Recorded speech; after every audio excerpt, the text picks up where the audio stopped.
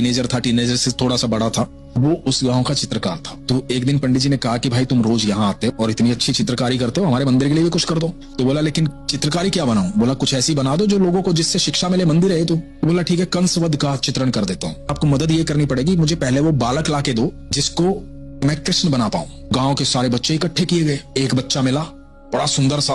तो बोला पंडित जी इस बालक में मुझे कृष्ण दिखाई दे रहे हैं, इस बालक को हम रखते हैं, इसकी चित्रकारी करते हैं। तो बालक को बिठाया गया सामने और कृष्ण बनाए गए।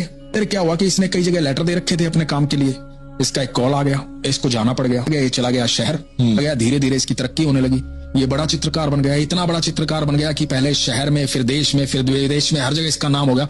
एक समय पे वो छिक जाता है हर चीज से, प्रसिद्धि थे, नाम से, हर चीज से छिक जाता है वो। इसका भी पेट भर गया कि बहुत हो गई प्रसिद्धि यार, बहुत हो गया विदेशों में घूमना, मैं अपने गांव वापस जाता हूँ। काफी सालों बाद अपने गांव वापस लौटा। तो गांव आते ही इसका मन प्रसन्न हो गया अपने गांव को देख के, लेकिन गांव में सब बदल चुका था। तो ये सुबह रूटीन से मंदिर गया। पंडित जी भी थोड़े बूढ़े हो चुके थे। तो पंडित जी के पास जाके बैठा, पंडित जी को प्रणाम किया। बोला पंडित जी पहचाना मुझे? बोले नहीं। बोला अरे मैं फलां का बेटा हूँ। तो बोला अरे तुम तो बड़े चित्रकार बन गए, मैंने पीछे सुना था। बोला हाँ पंडित जी, लेकिन मेरा मन भर गया, मैं वापस गाँव में आ गया। मेरे को ईश्वर ने बहुत दिया पंडित जी, जितना मुझे चाहिए था उससे कहीं ज्यादा दिया। बोला अरे लेकिन ईश्वर ने तो तुम्हें बहुत कुछ दिया, पर तुमने ईश्वर के लिए क्या किया? एक चित्रकारी बना के गए थे, वो भी अधूरी छोड़ रखी है। तुम्हें याद नहीं तुमने एक पेंटिंग स्टार्ट की थी? बोले अरे हाँ वो है अभी भी। बोला अरे हमने किसी को छेड़ने ही नहीं दिया, और देखा तो कृष्ण बड़े सुंदर बने हुए हैं। बोला पंडित जी पूरा तो कर दूं, लेकिन इसके लिए तो आपको पता है मुझे उस समय कृष्ण चाहिए थे, अभी कंस चाहिए। तो बोले कंस चाहिए तो ठीक है, गांव के लोगों को इकट्ठा करते हैं। पंडित जी ने व्यवस्था की, सारे गांव के लोग इकट्ठा हुए। इसने सारे गांव में सबको देखा। तो बोला पंडित जी हमारे तो गांव में कोई कंस जैसा है नहीं, और जब तक मुझे फील नहीं आएगा मैं पेंटिंग नहीं बनाऊंगा। पंडित जी ने कहा कि अच्छा एक काम करो, जेलर जो है ना मेरा दोस्त है, तो हम जेल में चलते हैं, शायद वहां कोई कंस जैसा मिल जाए।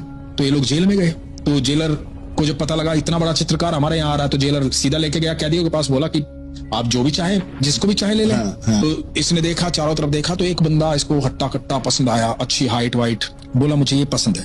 अब वो जिनको कंस बनाना था उनको बिठा दिया गया। अब बिठा करके उनकी चित्रकारी पूरा गांव बैठ करके देख रहा है, सारे लोग देख रहे हैं, दूर दूर से लोग आए, इतना बड़ा चित्रकार पेंटिंग कर रहा है, लाइव पेंटिंग सामने चल रही है। तो पेंटिंग की, कंस की चित्रकारी पूरी हो गई, पूरा चित्र बन गया कंस वध का। तो सबने ताली बजाई, सब खुश हो गए, बड़ी तारीफ की अद्भुत बनाई। और जिसको कंस बनाया गया था वो रो रहा था।